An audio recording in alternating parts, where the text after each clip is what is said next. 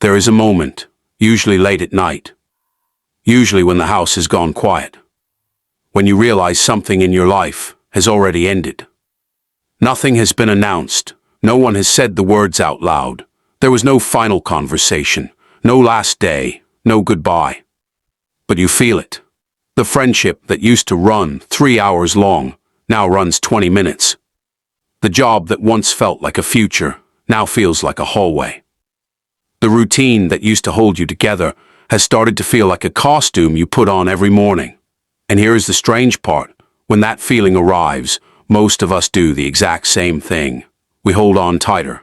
We work harder at the thing that stopped working. We text one more time. We stay one more year.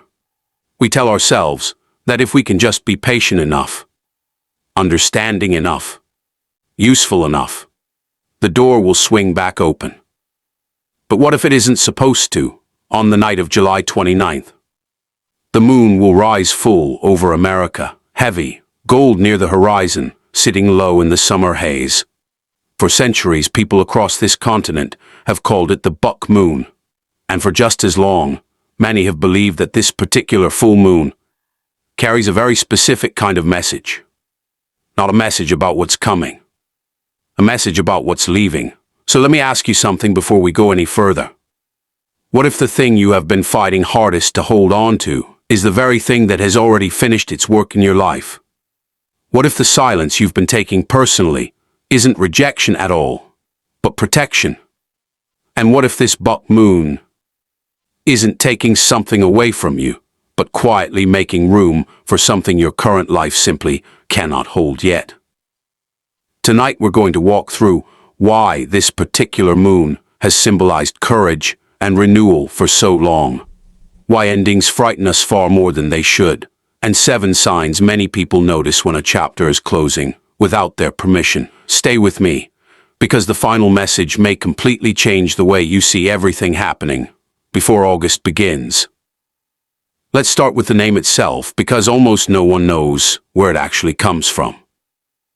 The buck moon is the full moon of July, and the name has been passed down through Native American traditions and early American almanacs for generations. It doesn't refer to the moon at all. It refers to what is happening on the ground beneath it. In July, across the forests and river valleys of North America, male deer are growing new antlers. Not repairing old ones, growing entirely new ones. And this is where the story becomes remarkable, because antler is one of the fastest growing tissues in the entire animal kingdom.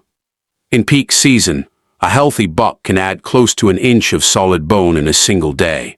You could stand in a clearing at dawn, come back at dusk, and the animal in front of you would be measurably different, which means that in July, the buck is not finished. He is mid-transformation. He's walking around the forest wearing something soft and unfinished and vulnerable, covered in a living layer of velvet that carries blood to the growing bone. He cannot fight with those antlers yet. He cannot defend anything with them. If he strikes something too hard, he damages what he's building. So he waits, he eats, he rests in the shade, he carries the unfinished thing. Now think about what our ancestors were doing under that same July sky. The crops were planted but not harvested. The heat was at its worst. The thunderstorms rolled through in the late afternoons, which is why some traditions also called this the thunder moon. Other communities called it the berry moon, or the feather molting moon, named for the season when birds shed old feathers and grow new ones. Do you notice the pattern in all of those names? Every single one describes something in the middle of becoming. Nothing is finished in July. The berries are ripening, the feathers are falling, the antlers are growing. The harvest hasn't come, and that may be the oldest reason people have looked at this moon and felt something stir. Many spiritual traditions describe the buck moon as a symbol of courage in an unfinished season.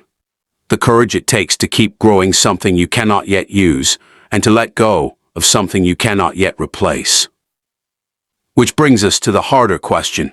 If growth is so natural, so built into the world around us, why does it feel so much like grief? Here is something psychologists discovered decades ago, and it explains almost everything about why we cling. Researchers found that human beings feel the pain of losing something roughly twice as intensely as we feel the pleasure of gaining something of equal value. Lose $50, and it stings for hours. Find $50, and you've forgotten about it by lunch. We are not built to let go gracefully.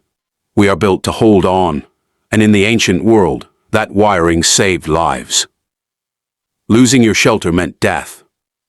Losing your group meant death. Every instinct in the human nervous system learned to treat loss as an emergency. But that same instinct doesn't know the difference between losing your shelter and losing a relationship that has been quietly draining you for 6 years. It just screams the same word. Danger, so we stay. We stay in the role we've outgrown. We keep answering the messages that make our chest tighten. We keep defending the version of our life that everyone already expects from us. Because the known thing, even when it hurts, feels safer than the unknown thing that might be beautiful. There's a story I think about often. A man spent 11 years working toward a promotion. 11 years of early mornings and canceled dinners and one more project. He built his entire identity around that door, and when they finally handed the position to someone else, he told his wife it was the worst day of his professional life. 14 months later, that company folded. The department he'd fought to lead was dissolved. Everyone in it lost their job in the same week. Everyone except him, because by then he'd already been pushed, painfully and against his will, into something else. He didn't call it a blessing at the time. Nobody does. At the time it just felt like humiliation. And that's the part we rarely talk about. Closed doors almost never announce themselves as protection.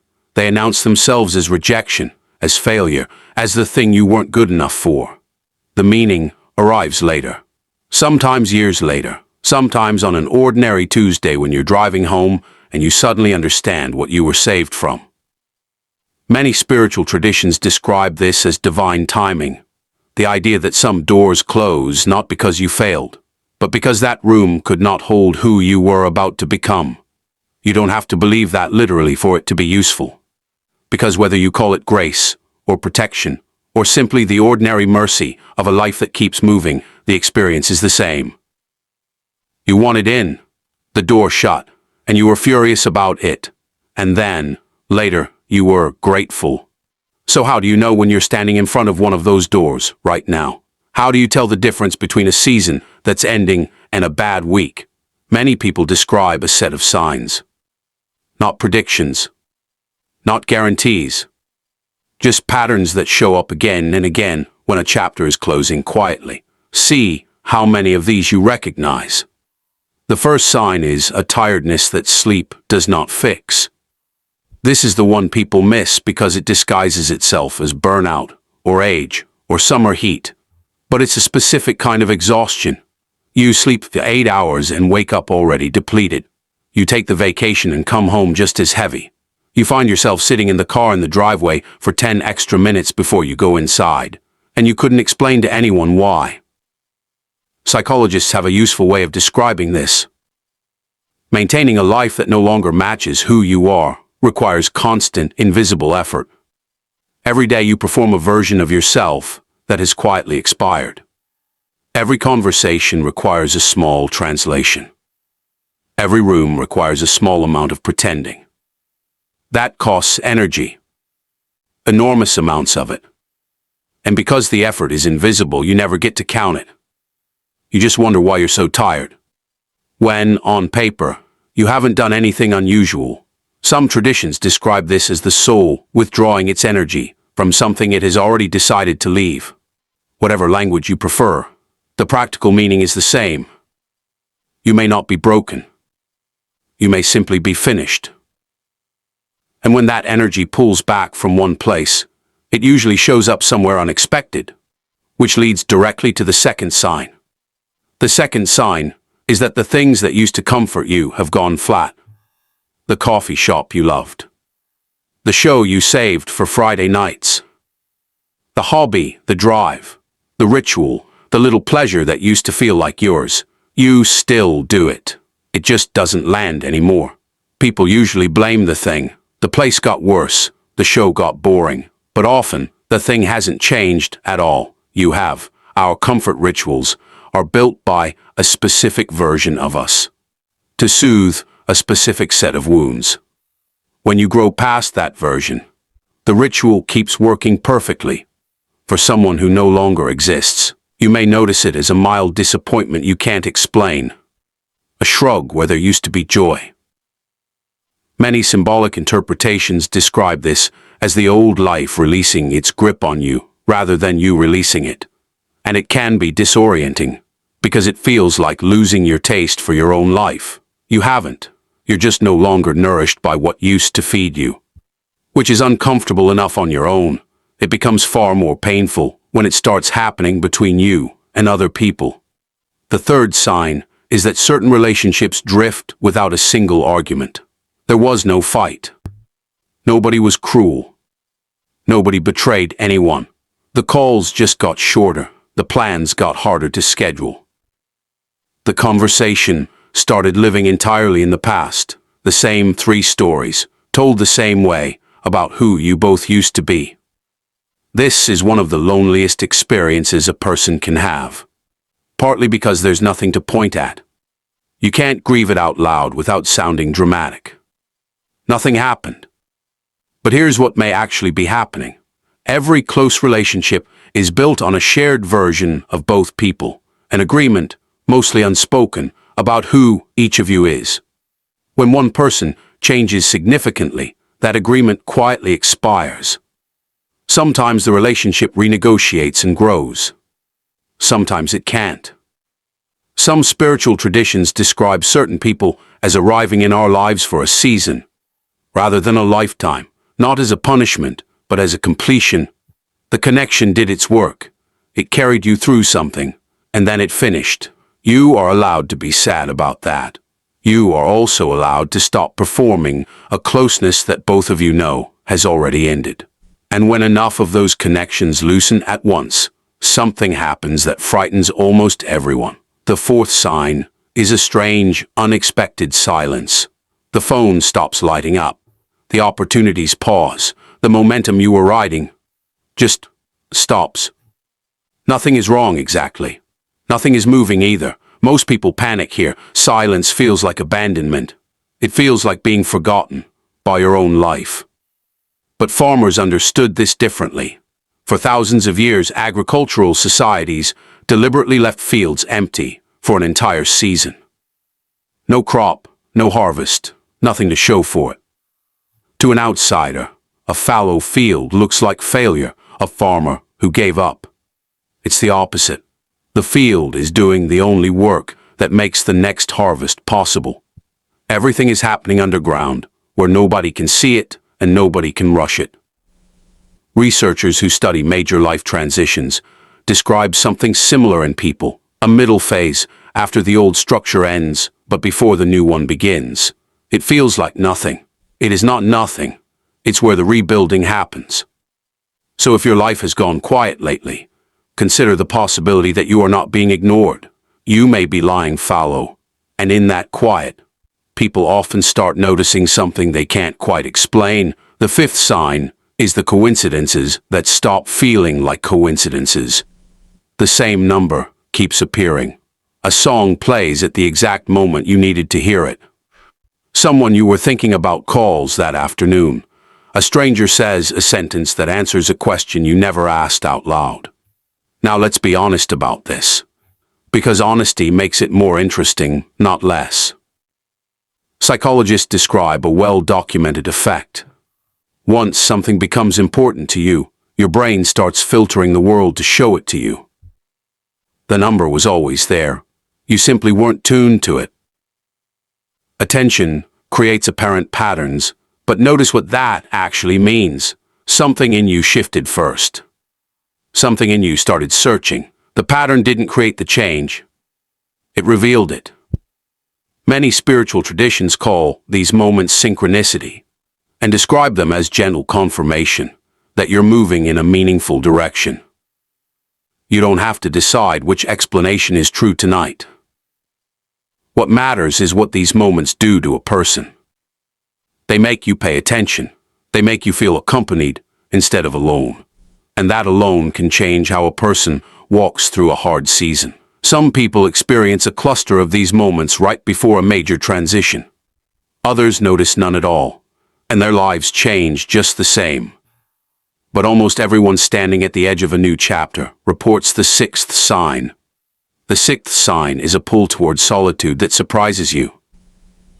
You start declining invitations you would have accepted a year ago. You crave early mornings. You'd rather drive in silence than turn on the radio. You find yourself wanting to be somewhere no one needs anything from you. For social people especially, this can be alarming. It can look from the outside like withdrawal, but there's an important difference worth naming. Withdrawal usually feels heavy, hopeless, gray, like the world is dimmed and nothing would help. If that's what you're carrying, please talk to someone you trust or a professional. That's not a season closing. That deserves real support and real care. The solitude we're describing here feels different.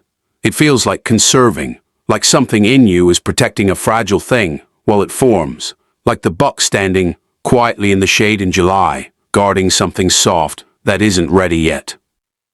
Many traditions across the world built entire rituals around this instinct: the retreat, the wilderness fast, the vigil, because they understood that a person cannot hear a new direction over the noise of an old life. And when the noise finally drops, you notice the last sign, the one that's hardest to describe and impossible to unfeel.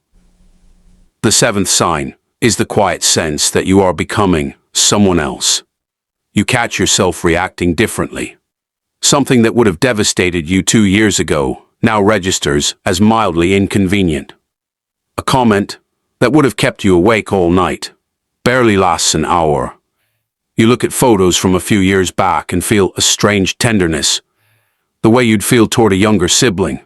That was you, and it isn't anymore.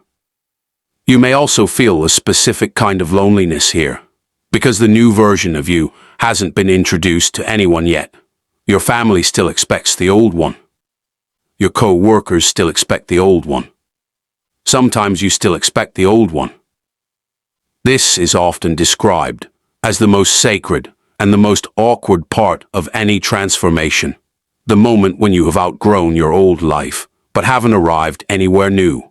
You're in velvet, unfinished, still growing, which is exactly where the buck spends his entire summer. And what he does next is the whole reason this moon carries his name. Here's what most people don't know about antlers. Every winter the buck loses them. Not through injury. Not through violence. His body simply decides. A change in his own chemistry weakens the connection at the base of the skull. And one day, walking, running, lowering his head to drink, the antlers fall. The crown he grew all summer, the thing that made him formidable, the thing that made him recognizable, drops into the snow and is gone. Mice and squirrels find it within days and gnaw it down to nothing for the minerals. Within a season, there is no evidence it ever existed, and then he grows a new one. Bigger in most healthy years, more complex, more branched. He is the only kind of animal on Earth that does this, that grows an entire organ, sheds it completely, and builds it again from nothing, every single year, for his whole life. Sit with that for a moment. He cannot grow the new antlers while wearing the old ones.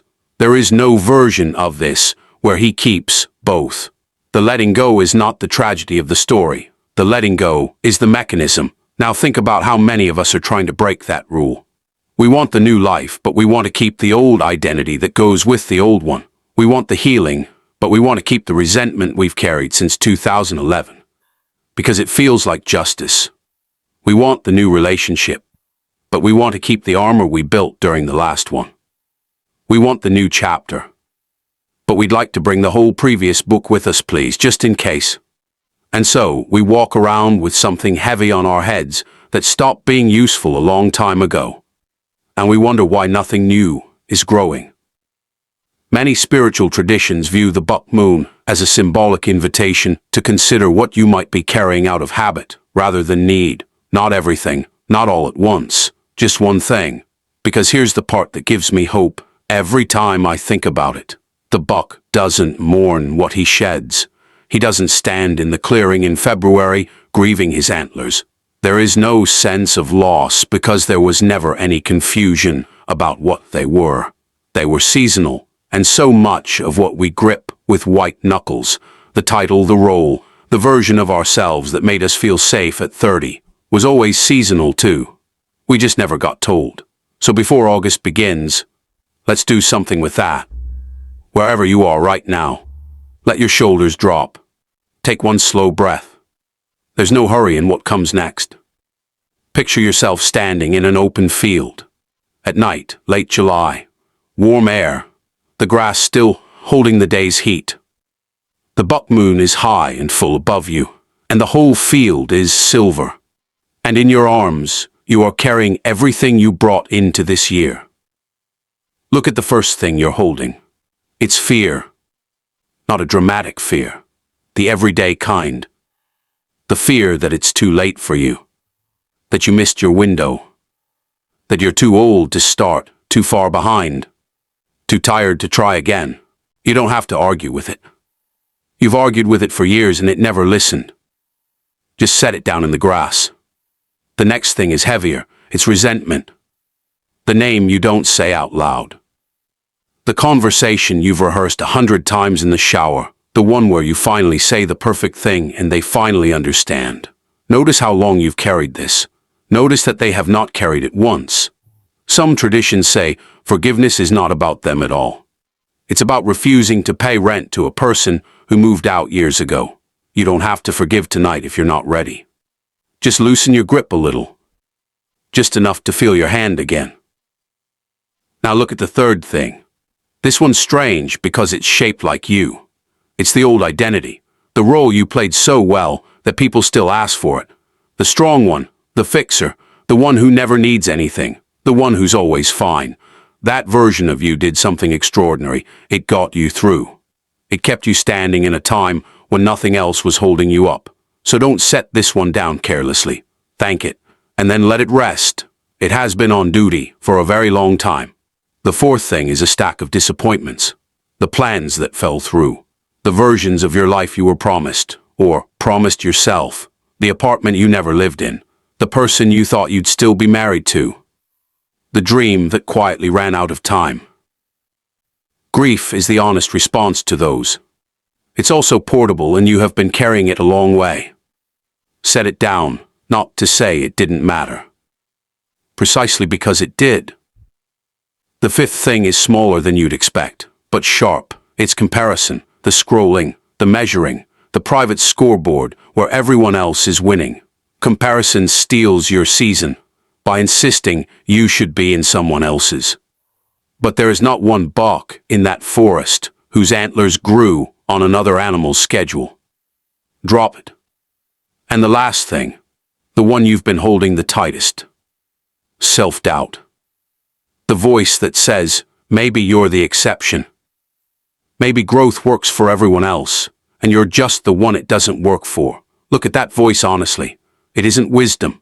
It's an old bodyguard, hired a long time ago by a much younger version of you who needed protection from disappointment.